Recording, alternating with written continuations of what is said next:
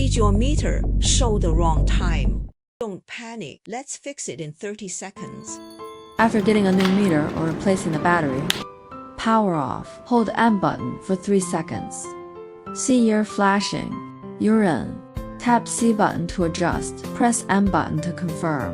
Fly through year, month, day, hour, minutes. Pro tip: must finish all steps. Stop. Don't check time in records mode. Pressing M button shows past test times. This is not current time. Verify correctly. Power off. Insert test strip. Home screen shows real-time clock. That's your actual time.